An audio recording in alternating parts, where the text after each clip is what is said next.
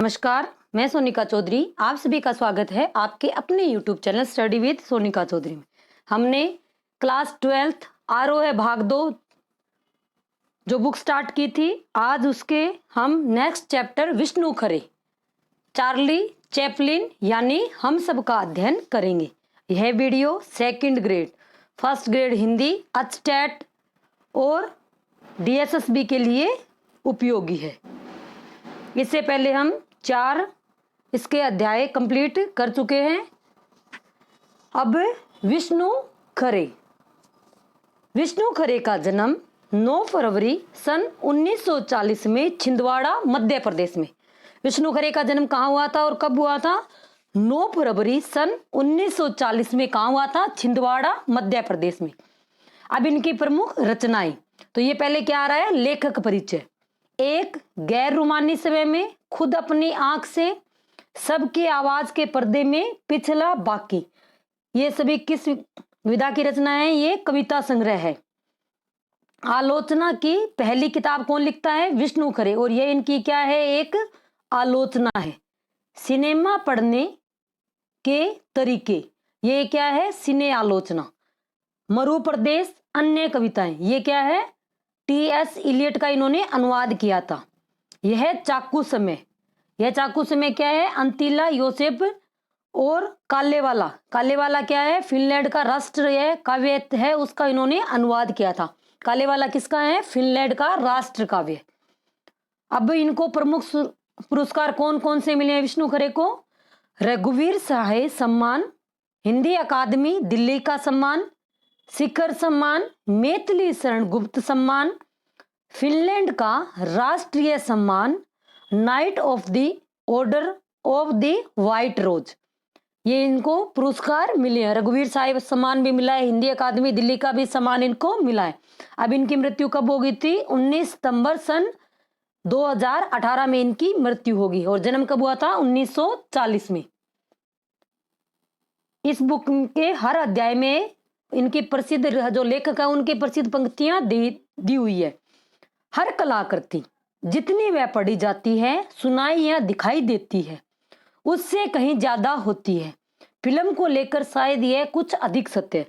लेखक क्या कह रहे हैं कि हर कलाकृति जितनी वह पढ़ी जाती है, सुनाई या दिखाई देती है, उससे क्या होती है? कहीं बढ़कर होती है।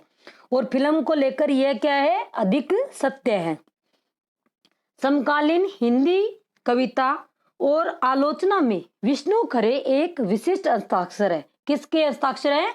समकालीन हिंदी कविता और आलोचना। इन्होंने काफी आलोचनाएं लिखी थी। उन्होंने हिंदी जगत को अत्यंत गहरी विचारपरक कविताएं दी है, तो साथ ही बेबाक आलोचनात्मक लेख भी दिए हैं। विश्व साहित्य का गहन अध्ययन उनके रचनात्मक और आलोचनात्मक लेखन में पूरी रंगत के साथ दिखलाई पड़ता है। विश्व सिनेमा के वे गहरे जानकार हैं और कई वर्षों से लगातार क्या है? सिनेमा की विधा पर गंभीर लेखन करते रहे हैं। 1971-73 के अपने विदेश प्रवास के दरमियान उन्होंने तत्कालीन चेकोस्लोवाकिया की राजधानी प्राग, अब क्वेश्चन आता है कि चेकोस्लोवाकिया की राजधानी क्या है? प्राग। इन्होंने प्राग में विदेशी प्रवास किया था। कब से कब तक? 1971 से 1973 तक। तब इन्होंने क्या किया था कि प्रतिष्ठित फिल्म क्लब की सदस्यता प्राप्त कर संसार भर की सैकड़ों उत्कृष्ट फिल्में देखी थी। यहाँ जब ये चेकोस्लोवाकिया में रहे थे 3 साल, तो इन्होंने क्या किया था? वहाँ जो उत्कृष्ट यानी जो सबसे बेस्ट फिल्में थी, उन्होंने वहाँ ये देखी थी। यहाँ से सिनेमा लेखन को वैचारिक गंभीरता देने का उनका सफर शुरू हुआ।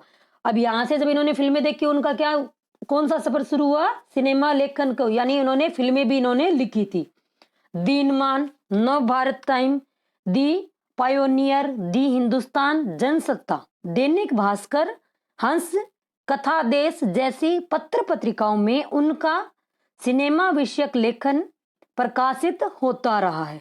वे उन विशेषज्ञों में से हैं जिन्होंने फिल्म को समाज, समय और विचारधारा के आलोक में देखा और इतिहास, संगीत, अभिनय, निर्देशक की बारीकियों के सिलसिले में उसका विश्लेषण किया।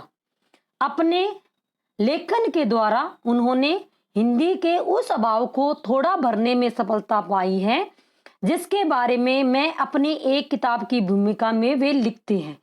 अब ये जो विष्णु खरे अपनी एक किताब की भूमिका में क्या लिखते हैं, यह ठीक है कि जब मैं अब भारत में भी सिनेमा के महत्व और शास्त्रीयता को क्या है पहचान लिया गया है और उसके सिद्धांतकार भी उभर आए हैं, लेकिन दुर्भाग्यवश जितना गंभीर काम हमारे सिनेमा पर यूरोप और अमेरिका में हो रहा है शायद उसका संतास भी हमारे यहाँ नहीं है। अब लेखक क्या कह रहा है कि ये दुर्भाग्य है कि जो हमारे सिनेमा पर यूरोप और अमेरिका में जो कार्य हो रहा है अपने देश में इसका बिल्कुल भी नहीं हो रहा। संतास यानी 100वें अंश के बिल्कुल मामूली सा। हिंदी में सिनेमा के सिद्धांतों पर शायद ही कोई अच्छी मूल पुस्तक हो। हमारा लगभग पूरा समाज अभी भी सिनेमा जानने या देखने को ये क्या करता है, एक हल्के अपराध की तरह देखता है।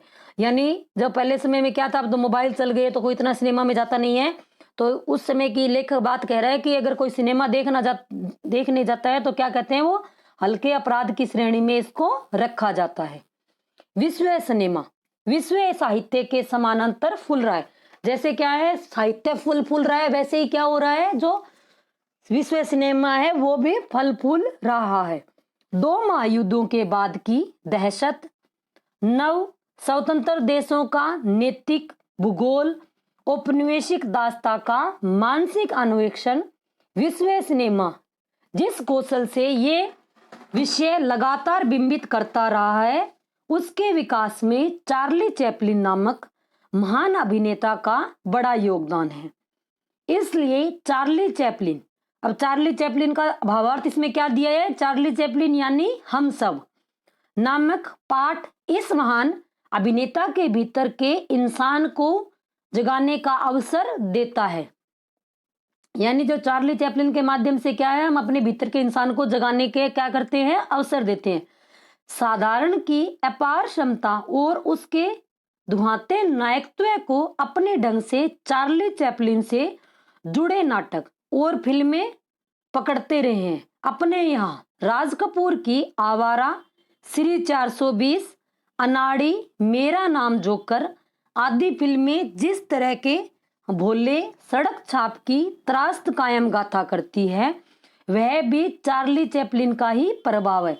अब जो चार्ली चैपलिन है ये क्या है, विदेशी कलाकार है, लेकिन इसका जो भारतीय संस्करण यानी कौन से कलाकार को माना जाता है, राज कपूर को माना जाता है। उन राज कपूर की फिल्में कौन कौन सी हैं, आवारा, श्री 420, इसका गाना है ना, आवारा हूँ, गर्दिश में हूँ, आसमान का तारों, ऐसे एक मेरा नाम जोकर, मेरा इनका गाना भी है एक मेरा नाम जोकर का भी। तो आवारा, श्री 420, अनाड़ी और मेरा नाम जोकर, अब ये फिल्में किसकी हैं, राज कपूर की। हास्य फिल्मों के महान अभिनेता, हास्य फिल्मों के महान अभिनेता कौन है, चार्ली चैपलिन। अभिनेता के साथ साथ ये क्या थे, निर्देशक भी थे यानी डायरेक्टर भी थे। चार्ली चैपलिन पर लिखे गए इस पाठ में लेखक ने चार्ली के कलाक्रम की कुछ मूलभूत विशेषताओं को रेखांकित किया है। करुणा और हास्य के तत्वों का सामंजस्य उनकी दृष्टि में चार्ली की सबसे बड़ी विशेषता रही है। इसे देखते हुए भारत जैसे मुल्क में जहां सिद्धांत और रचना दोनों सत्रों पर हास्य और करुणा के मेल की कोई परंपरा नहीं रही है, यानी जो भारतीय सिनेमा है या पुस्तकें हैं वहां हास्य और करुणा की मेल की कोई परंपरा नहीं रही है। चार्ली चैपलिन की लोकप्रियता यह तय करती है कि कला क्या है, स्वतंत्र होती है और बंधती नहीं है। एक से एक हास्य कलाकार हुए हैं पर वे चैपलिन की तरह हर देश, हर उम्र, हर स्तर के दर्शकों की पसंद नहीं बन पाए। अब जो चार्ली चैपलिन है वो क्या है, हर उम्र के, बच्चों के भी, बीच के और बूढ़ों के, सभी के क्या है, पसंद किए।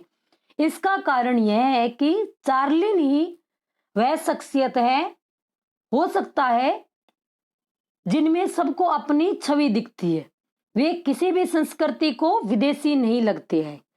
जो चार्ली चैपलिन है वो किसी भी संस्कृति को क्या है, विदेशी नहीं लगते हैं।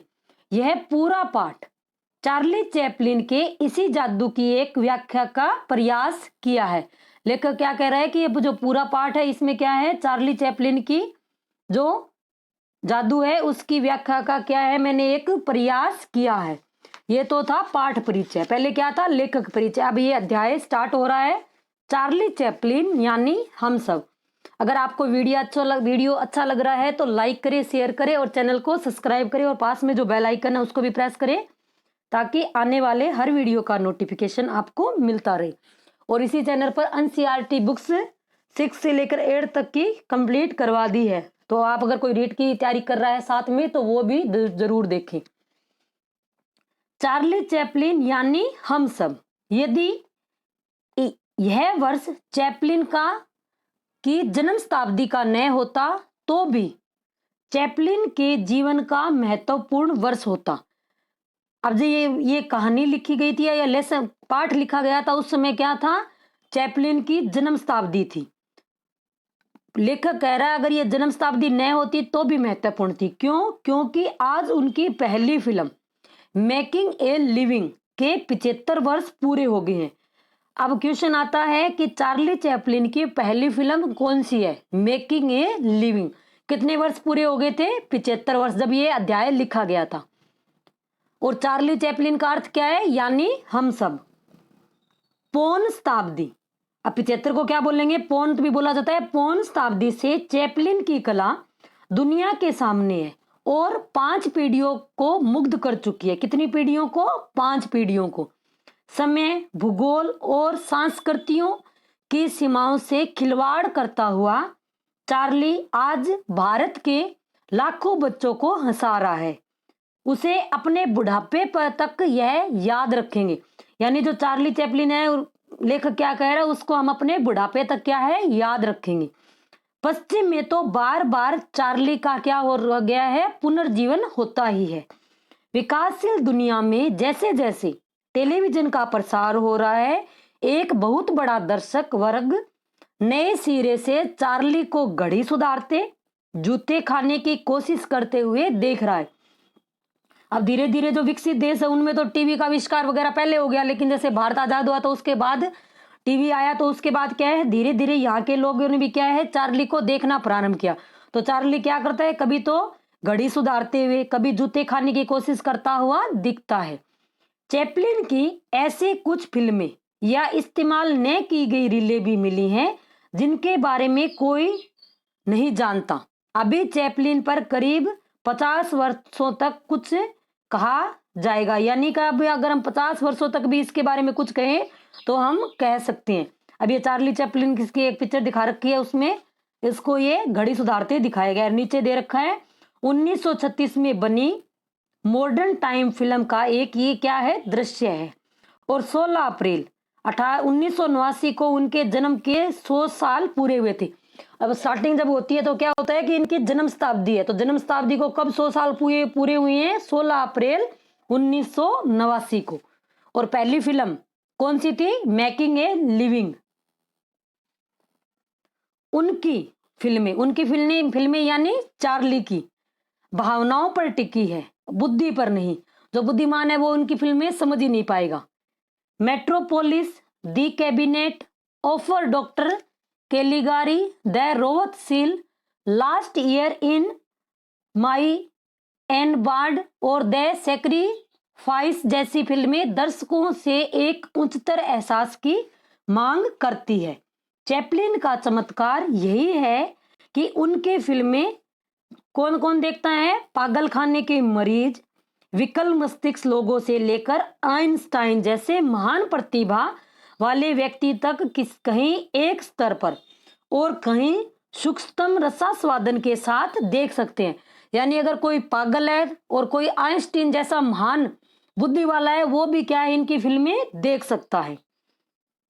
चैपलिन ने न सिर्फ फिल्म कला को लोकतांत्रिक बनाया बल्कि दर्शकों की वर्ण तथा वर्ण व्यवस्था को भी तोड़ा है। यानी चैपलिन के जो दर्शक है वो क्या है, छोटे बच्चे से लेकर 70-80 साल के बूढ़े भी इनके जो दर्शक वर्ग में शामिल हैं। यह अकारण नहीं है। जो भी व्यक्ति, समूह या तंत्र गैर बराबरी नहीं मिटाना चाहता, वह अन्य संस्थाओं के अलावा चैपलिन की फिल्मों पर भी क्या करता है, हमला करता है। यानी इन्होंने क्या है, जो अपने दर्शकों के वर्ग और वर्ण व्यवस्था को इन्होंने तोड़ा है। जो ऐसे क्या है, जो गैर बराबरी वाले जो समूह है वो इनको क्या है, निशाना बनाते हैं। चैपलिन भीड़ का वह बच्चा है जो इशारे से बतला देता है कि राजा भी उतना ही नंगा है जितना मैं हूं, और भीड़ हंस देती है। भीड़ क्या है, हंस देती है। कोई भी शासक या तंत्र जनता का अपने ऊपर हंसना पसंद नहीं करता। अब कोई भी शासक है वो स्वयं पे अपना हंसना पसंद नहीं करते, लेकिन जो चार्ली है वो क्या कह देता है कि जितना नंगा मैं हूं उतना ही नंगा कौन है, राजा है। अब इनकी माँ के बारे में आगे, एक परित्यक्ता यानी जो एक तलाकशुदा है, दूसरे दर्जे की स्टेज अभिनेत्री का बेटा, कौन है, चार्ली।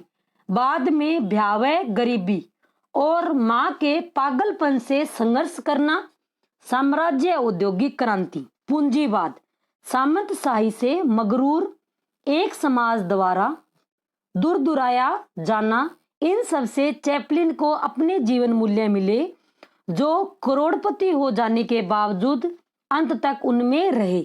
उनकी नानी, अब चैपलिन की नानी, उनकी माँ थी वो क्या थी, एक तलाकशुदा महिला थी या परित्यक्ता, और दूसरे दर्जे की क्या थी, स्टेज की अभिनेत्री थी। अब उनकी नानी अपनी नानी की तरफ से चैपलिन क्या था, खाना बदोश से जुड़े हुए थे। यह एक सुदूर रोमानी संभावना बनी हुई है कि शायद उस खाना बदोश औरत में भारतीयता रही होगी। अब ये सुदूर धारणा क्या बनी हुई है कि जो इसकी नानी है वो क्या थी, खाना बदोश थी, और उसके जो खाना बदोश औरत थी वो किससे जुड़ी हुई है, भारतीयता से। क्यों? क्योंकि यूरोप के जो जिप्सी है वो भारत से ही गए थे। यूरोप में जो जिप्सी परिवार है वो कहां से गए थे, भारत से ही गए थे, और अपने पिता की तरफ से वे क्या है, यहूदी वंशी थे। इन जटिल परिस्थितियों ने चार्ली को हमेशा एक बाहरी घुमंतु चरित्र बना दिया। वे कभी मध्यवर्गीय, बुजुर्गा या उच्च वर्गीय जीवन मूल्य न अपना सके। यदि उन्होंने अपनी फिल्मों में अपनी प्रिय छवि ट्रैम्प, अब ट्रैम्प किसको कहते हैं, बुद्धू, खाना बदोश, आवारागर्द को प्रस्तुत की है, तो उसके कारण उनके अवचेतन तक पहुंचे हैं। इन्होंने अपनी कौन सी छवि प्रस्तुत की है फिल्मों में, ट्रैम्प। ट्रैम्प क्या होते हैं, बुद्धू, खाना बदोश और आवारागर्दी करने वाला। चार्ली पर कई फिल्म समीक्षकों ने नहीं, फिल्म कला के उस्तादों और मानविकी के विद्वानों ने सिर धुने और उन्हें नेति नेति कहते हुए यह मानना पड़ा। अब नेति नेति कहते हुए क्या मानना पड़ा कि चार्ली पर कुछ नया लिखना क्या है, कठिन होता जा रहा है। दरअसल क्यों लिखना कठिन होता जा रहा है, क्योंकि दरअसल सिद्धांत क्या है, कला को जन्म नहीं देते, कला स्वयं अपने सिद्धांत को लेकर आती है। जो कला है वो क्या है, सिद्धांत को जन्म नहीं देते, बल्कि क्या है, वो स्वयं अपने सिद्धांत को लेकर आती है, या बाद में उन्हें क्या है, गढ़ना पड़ता है। जो करोड़ों लोग चार्ली को देखकर अपना पेट दुखा लेते हैं, उन्हें मेल ओंटिगर या जेम्स एजी की बेहद सारगर्भित समीक्षाओं से क्या लेना देना। यानी जो दर्शक वर्ग है वो क्या है, चार्ली चैपलिन की एक्टिंग और उसी से खुश है। उन्हें जो ये बड़े बड़े राइटर है या जो आलोचक है उनकी जो सार गंभीर समीक्षाओं से कोई लेना देना नहीं है। वे चार्ली को समय और भूगोल से काटकर देखते हैं और देखते हैं उसकी ताकत जब वह ज्यों की त्यों बनी हुई है। यह कहना कि चार्ली में खुद को देखते हैं, प्रत्येक व्यक्ति क्या है, चार्ली में खुद को देखता है, दूर की कोडी लाना। लेकिन बेशक जैसा चार्ली वह देखते हैं वह उन्हें जाना पहचाना लगता है। वे क्या कह रहे हैं कि चार्ली को हम खुद के अंदर देखते हैं, यह क्या है, दूर की कोडी, लेकिन क्या है, हम उसके मिलते जुलते या जाना पहचाना लगता है। जिस मुसीबत में वह अपने को हर 10वें सेकंड में डाल देता है वह सुपरिचित लगता है। 10वें सेकंड में कौन समस्या में डाल लेता है, चार्ली। अपने को नहीं, लेकिन वे अपने किसी परिचित या देखे हुए को चार्ली मानने लगते हैं। स्वयं को नहीं, लेकिन हमारा कोई ऐसा दोस्त होगा या सहेली होगी जिसको देख के हमें किसकी याद आएगी, चार्ली की। कई बार ऐसे अपने ग्रुप होते हैं, उसमें कई हंसी मजाक करने वाले होते हैं, तो उसको कह देते हैं ना, तो कपिल शर्मा जैसा हो रखा है। तो आजकल अपने तो कपिल शर्मा तो उस टाइम का ये क्या है, चार्ली चैपलिन।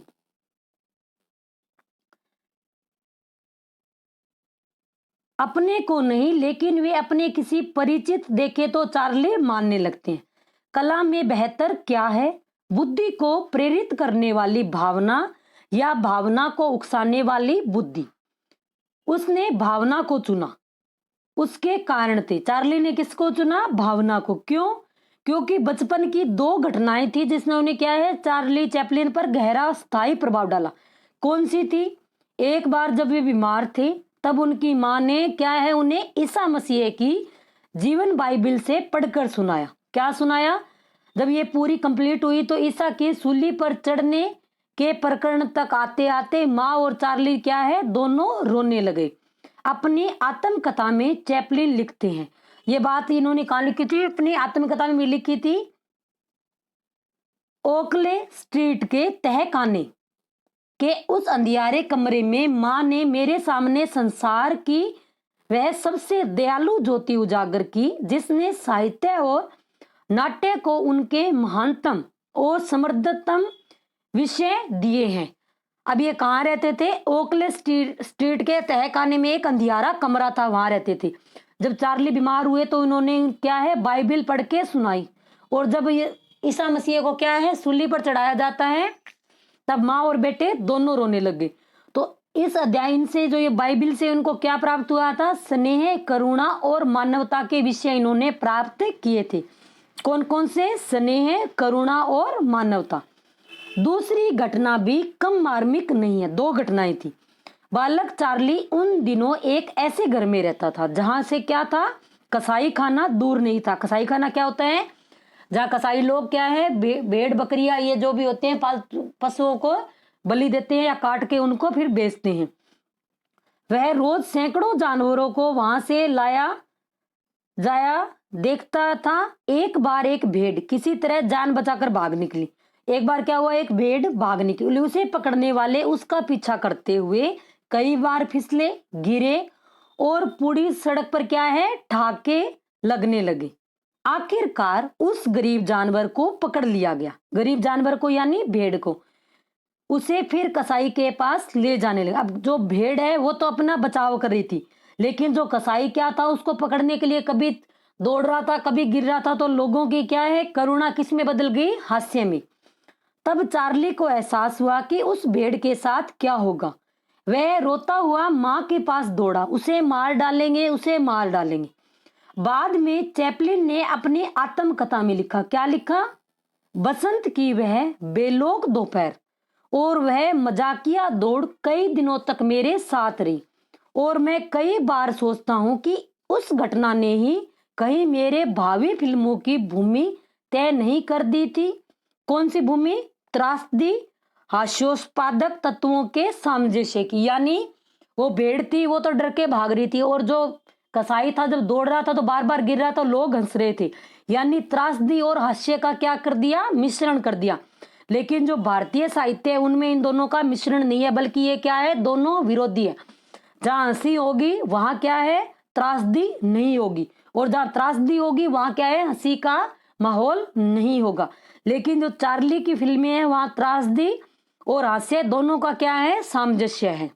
भारतीय कला और सौंदर्य शास्त्र को कई रसों का पता है, जिनमें से कुछ रसों का किसी कलाकृति में साथ पाया जाना श्रेयस्कर भी माना गया। यानी भारतीय जो कला या रस है उसमें क्या है, कई रस जो मिल जाते हैं तो वो क्या होते हैं, श्रेष्ठ या श्रेयस्कर भी माने गए हैं।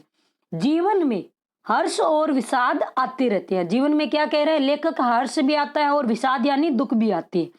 यह संसार की सारी सांस्कृतिक परंपराओं को मालूम है, लेकिन करुण का हास्य में बदल जाना एक ऐसे रस सिद्धांत की मांग करता है जो भारतीय परंपराओं में नहीं मिलता। यानी जो करुणा है वो किस में बदल जाएगी, हास्य में। भेड़ क्या थी, करुण थी, लेकिन जब वो कसाई बार बार गिरा था तो लोगों को हंसी आ रही थी। जो करुणा किस में बदल गई, हास्य में। लेकिन भारतीय परंपरा में यह मिलना दुर्लभ है। रामायण और महाभारत में जो हास्य है वह दूसरों पर है, स्वयं पर नहीं है। किस पर है? दूसरों पर है। और अधिकांशतः वह पर संताप से प्रेरित है। जो करुणा है वह अक्सर क्या है? सद व्यक्तियों के लिए है, और कभी कभार क्या है? दुष्टों के लिए भी। हमें करुणा या दया किसके लिए आती है? जो सद व्यक्ति होते हैं। अगर किसी को दुख हो जाए या कष्ट होते हैं, हमें कहते हैं ना, देखना आए कितना भला आदमी था, ऐसे हो गया। और कभी कभी जो दुष्ट होते हैं उन पे भी हमें क्या है? करुणा या दया आ जाती है। संस्कृत नाटकों में जो विदूषक है, विदूषक क्या होता है? जो हंसी मजाक करता है।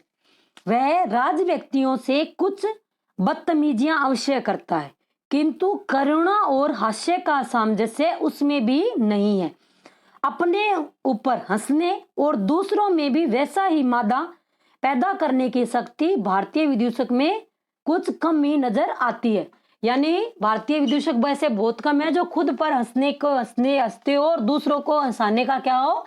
मादा रखते हो, यानी उसमें इतनी काबिलियत हो। इसलिए भारत में चैपलिन के इतने व्यापक स्वीकार का एक अलग सौंदर्य शास्त्रीय महत्व तो है ही। भारतीय जनमानस पर उसने जो प्रभाव डाला होगा उसका पर्याप्त मूल्यांकन शायद अभी होने को है। हास्य कब करुणा में बदल जाएगा और करुणा कब हास्य में परिवर्तित हो जाएगी, जिससे पारस्परिक या सैद्धांतिक रूप से अपरिचित भारतीय जनता ने उस फिनोमेनन को यूं स्वीकार किया जैसे बतख पानी को स्वीकार करती है। कई बार हम जब फिसल जाते हैं तो जो अपने होते हैं उनको भी क्या है? हंसी आ जाती है, जबकि हम क्या होते हैं? कष्ट में होते हैं, फिर वो हमारे पास दौड़ के आते हैं, लेकिन उनकी हंसी भी नहीं रुकती। तो कब क्या है कि जो करुणा है वो हास्य में परिवर्तित हो जाता है, पता नहीं चलता।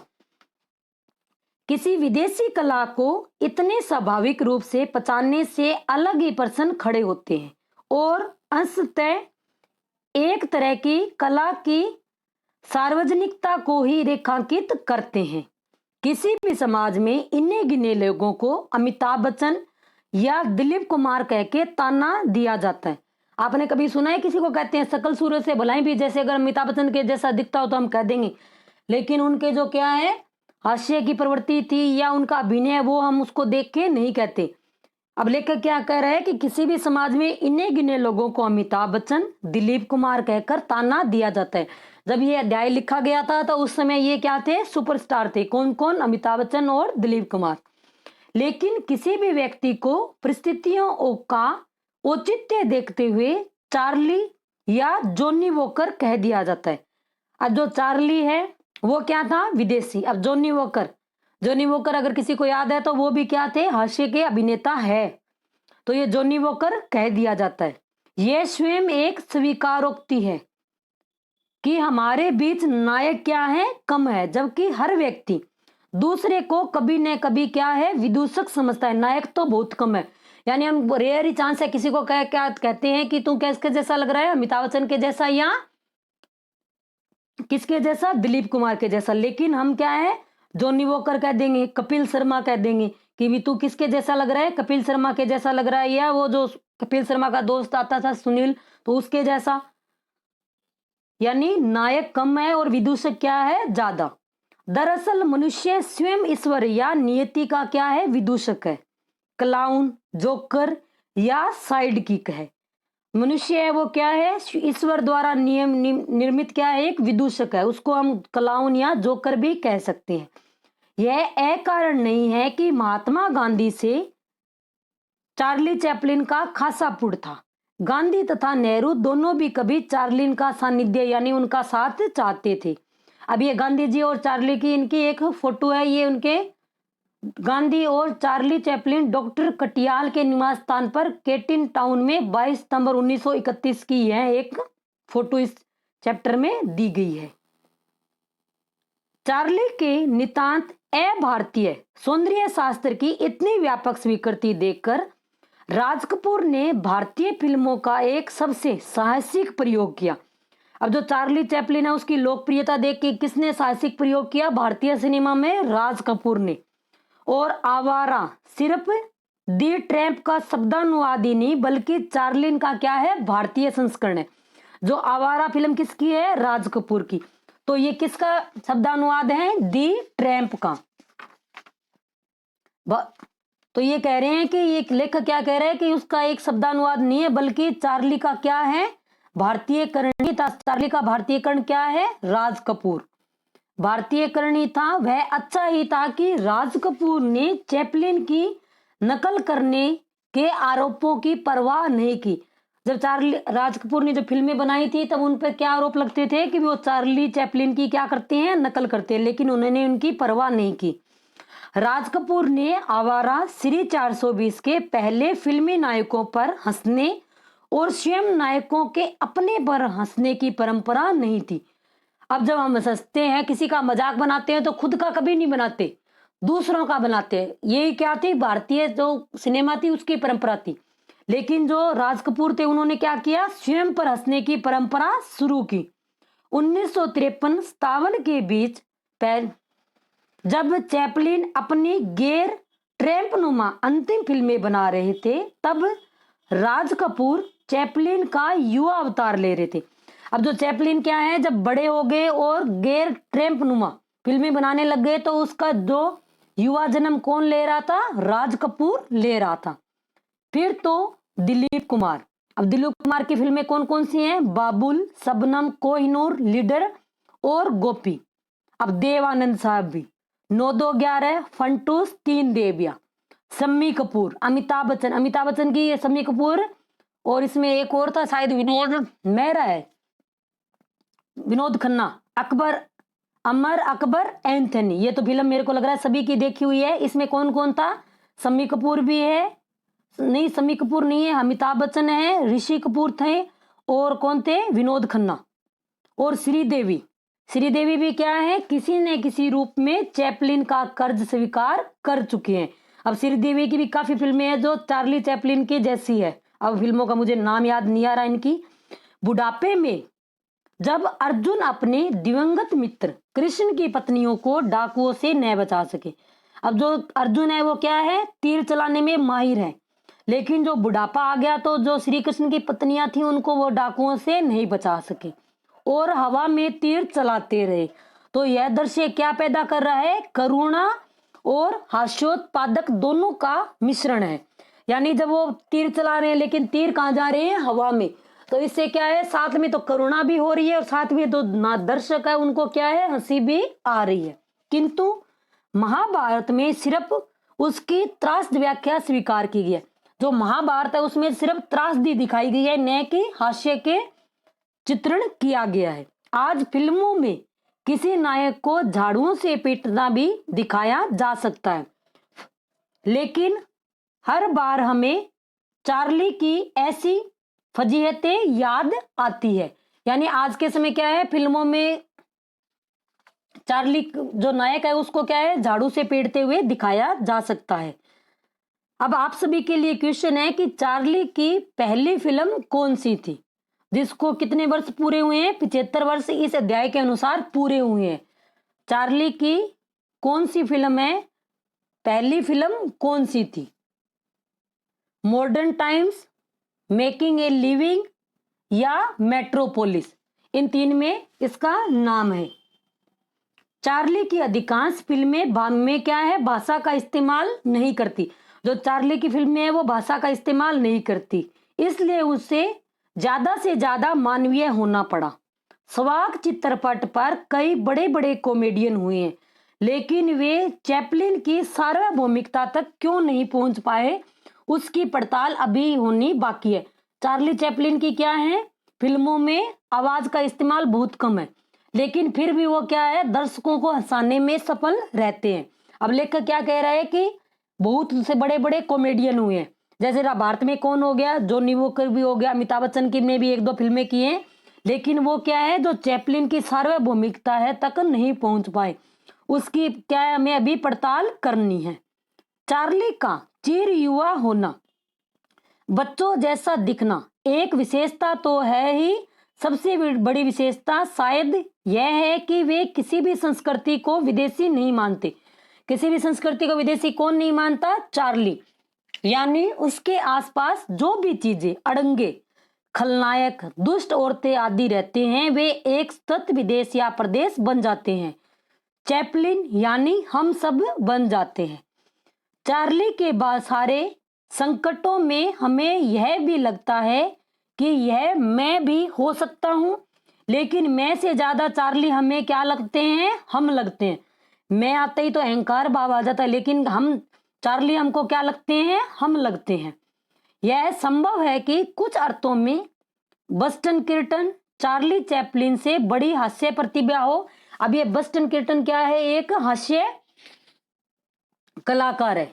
लेखक क्या कह रहा है कि हो सकता है आने वाले वर्षों में बस्टन कीर्टन क्या है? एक महान हो, कलाकार हो, लेकिन कीर्टन हास्य का काफ्का है, जबकि चैपलिन क्या है? प्रेमचंद के ज्यादा नजदीक है।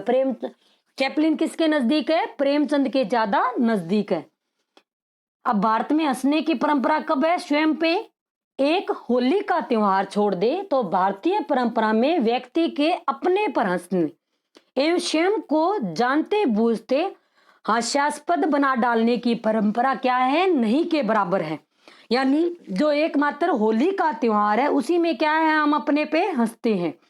गांव और लोक संस्कृति में तब भी वह शायद हो, नागर सभ्यता में तो वह भी नहीं है। जो गांव होली का त्योहार होता है तो क्या करते हैं? तो उसमें जो गांव में तो अभी भी कई ये है, लेकिन नगर सभ्यता में यह अब नहीं है। चैपलिन का भारत में महत्व यह है कि वे अंग्रेजों जैसे व्यक्तियों पर हंसने का अवसर देते हैं। चैपलिन क्या है? हमें अंग्रेज क्या कहते हैं? हम अपने आप को श्रेष्ठ सर्वश्रेष्ठ मानते हैं, लेकिन चार्लिन क्या है? हमें उनको पर हंसने का मौका देते हैं। चार्लिन स्वयं पर सबसे ज्यादा तब हंसता है। अब चार्लिन स्वयं पर सबसे ज्यादा कब हंसता है? जब वह स्वयं को गर्वोन्मत्त आत्मविश्वास से लवरेज और सफलता, सभ्यता, संस्कृति तथा समृद्धि की प्रतिमूर्ति, दूसरों से ज्यादा शक्तिशाली तथा श्रेष्ठ अपने वज्रादपि कर्णो राणी अथवा मृदुनी कुसुमादपि क्षण में दिखाता है। चार्ली अपने आप पे कब हंसता है? जब वह गर्व से परिपूर्ण हो और आत्मविश्वास से क्या हो? लबरेज हो, तब वह सबसे ज्यादा अपने पर हंसता है। तब यह समझिए कि कुछ ऐसा हुआ ही चाहता है कि यह सारी गरिमा सुई चुभे गुब्बारे जैसे फूस हो उठेगी। अपने जीवन के अधिकांश हिस्सों में हम चार्ली के टिल्ली ही होते हैं, जिसमें रोमांस हमेशा पक्चर होते रहते हैं। हमारे महानतम क्षणों में कोई भी हमें चिढ़ाकर या लात मारकर